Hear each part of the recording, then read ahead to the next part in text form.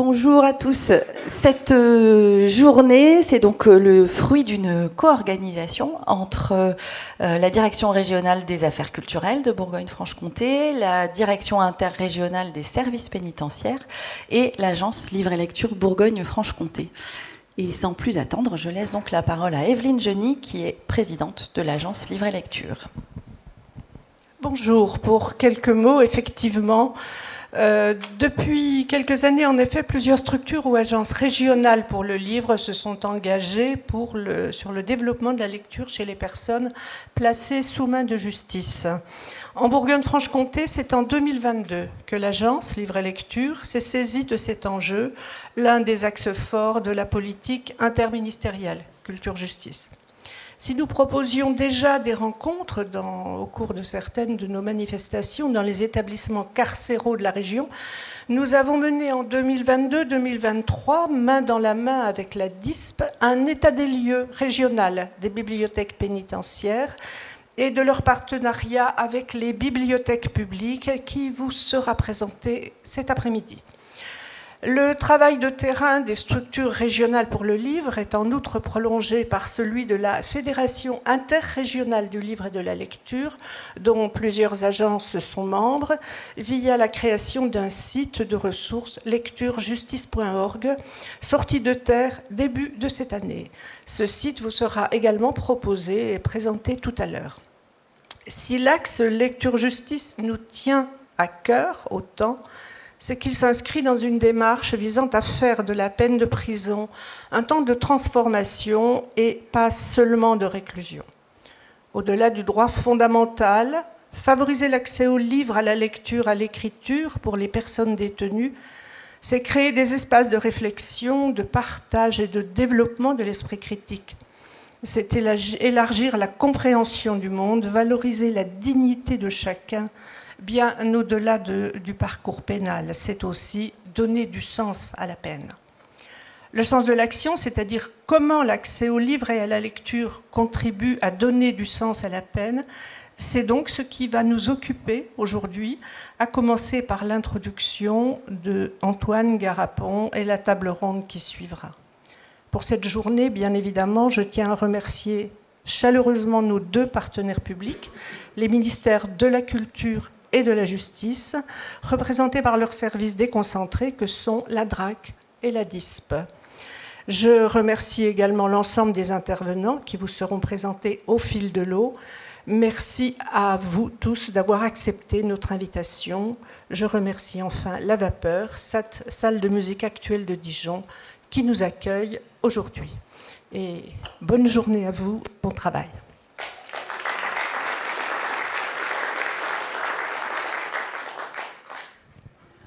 La parole est à Aimée Roger, directrice régionale des affaires culturelles.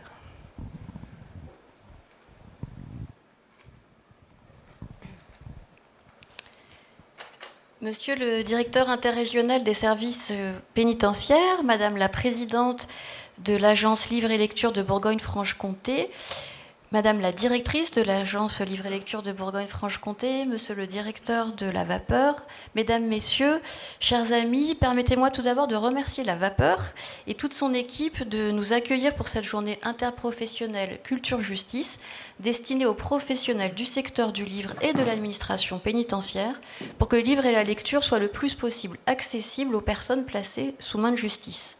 Le choix de ce lieu n'est pas dû au hasard. Scène de musique actuelle labellisée par le ministère de la Culture, la Vapeur est en effet une structure pleinement engagée dans son territoire, lieu de diffusion des musiques actuelles bien sûr, mais aussi en soutien aux professionnels de ce secteur, mais également dotée d'un projet social, culturel, éducatif fort, très investi à s'adresser à tous les publics. La Vapeur est par ailleurs lui-même porteur d'actions en faveur du livre en milieu carcéral. Je crois que ce sera présenté cet après-midi. Merci donc de nous accueillir. Il y a 2 ans tout juste, monsieur le directeur interrégional des services pénitentiaires, nous renouvellions ensemble une convention partenariale conclue entre nos directions respectives avec également la direction interrégionale de la protection judiciaire et de la jeunesse. Nous le faisions, je crois, avec beaucoup d'enthousiasme et de détermination. Nous faisions alors le constat à la fois de la nécessité et du dynamisme de ce partenariat qui prend concrètement la forme d'un appel à projets que nous cofinançons en faveur d'actions et de projets culturels et artistiques destinés aux personnes accueillies dans les établissements et structures de la justice.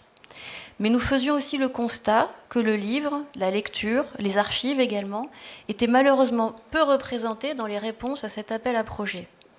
Or, le livre et la culture constituent évidemment un droit pour les personnes placées sous main de justice. Le livre et la lecture sont une voie toute privilégiée pour la connaissance de soi et du monde et une source infinie de découverte de l'autre et de liens avec autrui. Livre et lecture concourent aussi naturellement à l'éducation, à la formation et à l'exercice plein et entier de la citoyenneté. C'est donc peu dire qu'ils sont essentiels aux personnes privées de liberté ou empêchées dans leur accès à la lecture.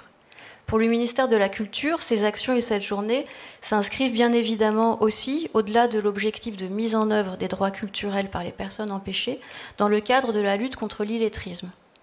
Fort de ces constats, la Direction interrégionale des services pénitentiaires et la DRAC ont conjointement demandé à l'Agence Livre et Lecture de Bourgogne-Franche-Comté, au titre de sa mission de développement des publics, un état des lieux des bibliothèques pénitentiaires et de leurs partenariats locaux. Ce travail, qui a été finalisé en avril 2023, qui fait une 60aine de pages, constitue une véritable photographie de la question de la lecture publique pour les personnes placées sous l'autorité de l'administration pénitentiaire et une base pour renforcer les coopérations ainsi que créer les conditions du développement de projets d'accès aux livres pour les détenus. Il nous sera, comme cela a été dit, présenté cet après-midi. Mais au-delà d'une photographie, ce rapport livre aussi des préconisations et figurait notamment la suivante, l'idée d'organiser une journée interprofessionnelle lecture-justice. Et nous y sommes aujourd'hui pour nous doter de clés de compréhension mutuelle, partager outils et pratiques. Je tiens donc à remercier particulièrement et Monsieur le directeur interrégional des services pénitentiaires et l'Agence Livre et Lecture de Bourgogne-Franche-Comté et toutes leurs équipes d'avoir rendu cela possible, l'agence organisant cette journée. Je voudrais aussi remercier tous les intervenants présents, de très grande et rare qualité, qui rendent ce programme particulièrement stimulant, ainsi que vous tous, participants, qui êtes venus nombreux, près de 70 personnes, de la région, mais aussi de toute la France. L'enjeu pour les prochaines années, à la suite de cette journée inauguratrice d'une démarche, est de réfléchir, de construire et de développer des outils d'accès aux livres pour les personnes sous main de justice. Car à partir de l'état des lieux qui sera présenté cet après-midi, il s'agira bien de sélectionner les pistes de travail les plus pertinentes pour la suite et de les mettre en lien avec les différents partenaires impliqués. Je suis donc enfin particulièrement heureuse de vous annoncer que nous aurons à cœur pour la DRAC de poursuivre cette mobilisation en 2025 avec des moyens dédiés que nous avons d'ores et déjà pu réserver. Bref, nous sommes déterminés, comme vous, à ce que les mots de l'ombre et cette journée ne reste pas dans l'ombre ou une étape sans lendemain, mais au contraire à tout faire pour inscrire ces actions dans la durée et partager véritablement avec toutes et tous les bienfaits de la lecture.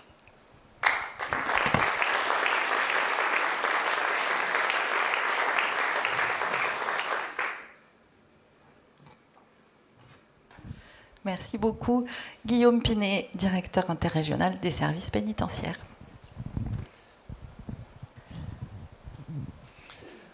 Bien, mesdames et messieurs, bonjour. Je suis particulièrement heureux de pouvoir m'associer en personne à cette journée. Alors, je ne pourrai pas y assister jusqu'au bout. Je serai contraint de la quitter en fin de matinée.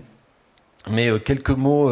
Alors c'est à la fois l'avantage et la difficulté d'intervenir en dernière position et de façon à ne pas redire, puisque je crois que les deux intervenantes précédentes ont parfaitement expliqué quelle était l'articulation et le sens de ce ou ces partenariats entre la DRAC, l'Agence du livre et de la lecture en Bourgogne-Franche-Comté et l'administration pénitentiaire.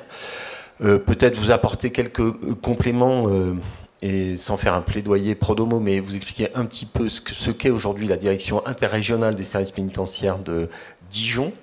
Alors c'est un très vaste territoire qui comprend en fait deux régions administratives, territoire sur lequel sont implantés rien moins que 19 établissements pénitentiaires. Et nous avons également, donc, ces 19 établissements pénitentiaires hébergent aujourd'hui ou accueillent aujourd'hui 5000 personnes détenues. Nous comptons également d'autres services pénitentiaires qui sont moins connus que les prisons et évidemment moins visibles dans la société, mais qui sont non moins importants, et vous allez comprendre très vite pourquoi. Il s'agit des services pénitentiaires d'insertion et de probation, qui interviennent à la fois au sein des établissements pénitentiaires, qui sont des services départementaux, mais qui, pour une plus grande partie encore de leur activité, accompagnent des personnes qui exécutent des peines en milieu ouvert. Pour vous donner à peu près la proportion de cette activité sur ce très vaste territoire de 87 000 km² qui forme la direction interrégionale des services pénitentiaires de Dijon. Nous avons donc 5000 personnes détenues aujourd'hui dans les établissements, mais 17 000 condamnés accompagnés par les SPIP en milieu ouvert. Les services pénitentiaires d'insertion et de probation, sous le pilotage de la technostructure que représente la direction interrégionale des services pénitentiaires, dont le siège est installé à Dijon, ces services pénitentiaires ont aussi en charge de promouvoir ou d'amener, ou de contribuer plutôt à amener, au travers de divers partenariats, notamment la culture au plus près des publics détenus. Voilà, donc ça c'est quelques mots sur la présentation un peu générale. L'autre chose, c'est qu'on ne peut pas évoquer l'administration pénitentiaire ou la prise en charge carcérale aujourd'hui, ou pénale, sans évoquer quand même la crise que traverse cette institution, en gros qu'on pourrait symboliser par toujours plus de prise en charge au sein des prisons, de charges et de personnes à accueillir au sein des prisons. Le record historique a été battu cette année avec plus de 80 000 personnes incarcérées aujourd'hui pour 62 000 places seulement. Donc ça vous laisse imaginer les tensions que ça peut occasionner. Si vous voulez, il faut bien se rendre compte qu'aujourd'hui, le système pénal produit environ entre 600 à 900 incarcérations supplémentaires chaque mois. C'est-à-dire qu'il faudrait construire une prison par mois à ce rythme-là pour accueillir dans des conditions décentes les personnes qui nous sont adressées. Or, aujourd'hui, le temps de construction d'une prison, c'est au minimum 7 ans. Voilà, donc évidemment, ça interroge quand même sur le sens, et je ne manque jamais, moi, l'occasion, alors pardon, ça nous éloigne presque un peu, mais on va y revenir, mais je ne manque jamais une occasion d'évoquer cette situation face à des citoyens, dont je pense qu'à côté de ça, on a évidemment d'autres modèles que le simple modèle carcéral. Malheureusement, l'opinion publique aujourd'hui ne comprend la sanction pénale ou ne la perçoit comme effective que lorsqu'elle renvoie à l'incarcération. Voilà, ça me semble être une erreur d'appréciation et un mauvais service qu'on se rend ou qu'on rend à nos concitoyens et à la sécurité publique plus largement. Un autre élément que je me plais à souligner, s'agissant de la prison, c'est qu'il faut imaginer que la prison ne peut pas fonctionner, ne peut pas exister sans la contribution de toutes les politiques publiques, qu'elles soient en matière d'éducation, et je remercie le représentant national de l'action de l'éducation nationale en France d'être présent avec nous, M. Arnaud Mouret, merci pour votre présence. Donc c'est évidemment l'éducation nationale, ce sont les politiques de santé. Il faut savoir que nous travaillons au quotidien avec des personnels soignants mis à notre disposition par les hôpitaux de proximité, comme l'on dit. Mais c'est évidemment tous les acteurs du monde de la culture. Et merci Madame la Directrice pour, dans cette région Bourgogne-Franche-Comté, être particulièrement impliquée et attentive à nos besoins. Aujourd'hui, c'est le monde du livre et de la lecture que nous célébrons d'une certaine façon, et son entrée ou la façon de faciliter son accès par les publics dits empêchés ou les publics détenus. Mais c'est vrai dans bien d'autres matières, et encore une fois, un grand merci pour cela. Voilà, donc quelques mots un peu sur l'univers, et face à ça, l'importance évidemment d'y amener tous les vecteurs, tous les supports possibles d'élévation des personnes qui nous sont confiées, dans un monde où il est facile de se laisser aspirer par le fond. Et il nous faut évidemment multiplier les occasions de rompre avec ce déterminisme voilà, qui parfois précède la prison, mais qui peut aussi se répliquer ou perdurer en prison. Donc le livre est un objet absolument magnifique. Je ne vais pas essayer de ne pas enfiler trop de poncifs, mais moi je reste extrêmement sensible sur le fait que peut-être arrivé à certains d'entre vous, par la lecture, de frôler à la fois une forme d'extase, et puis certains témoignent qu'un livre a pu changer leur vie. Voilà, donc ça n'arrivera pas forcément à tout le monde, mais en tous les cas, cet espoir qu'on peut porter dans cet objet qu'on emporte partout, qui se prête, qui s'échange, voilà, c'est un bonheur absolument infini d'avoir accès à cette activité, oserais-je dire. Or, force est de constater que aujourd'hui, d'abord, le livre est extraordinairement concurrencé par d'autres supports, voilà, donc c'est un combat à mener, mais il est aussi concurrencé par des questions de sociologie, de sentiments d'imposture, nous en parlions, M. Miloudi, tout à l'heure, d'une certaine façon, et des tas de freins. Voilà, qui viennent évidemment se rajouter aux freins institutionnels, puisque avoir accès à des publics empêchés, traverser les murs, traverser les grilles, ça n'est pas si simple. Et ce que nous allons célébrer aujourd'hui et approfondir dans la perspective de poursuivre et renforcer encore ce partenariat entre différentes institutions parfois bien éloignées dans leurs activités quotidiennes, doit contribuer à rendre cet objet magique plus accessible aux personnes qui nous sont confiées. Quelques exemples de ça. Moi, je suis toujours, quand je peux y participer, extrêmement touché. Ça a été encore le cas récemment à l'occasion du Goncourt des détenus, par les rencontres qui peuvent intervenir entre des auteurs, des créateurs et des personnes détenues. On vit, même nous, pénitentiaires professionnels, je pense qu'on est toujours saisis et d'une certaine façon assez bouleversés par la hauteur et la valeur des échanges qui peuvent s'établir entre un créateur, un auteur qui vient parler de son livre, et des lecteurs, parfois des lecteurs malhabiles, des lecteurs empruntés, des lecteurs victimes de leurs propres sentiments d'imposture, d'une certaine façon, et on voit, mais c'est vraiment quasiment systématique, s'établir des liens et une transmission d'émotions, de plaisir, de revalorisation et de prise de confiance en soi, qui sont tout à fait presque, enfin, je n'ose pas dire surnaturels, mais qui dépassent l'entendement et ce à quoi on peut s'attendre.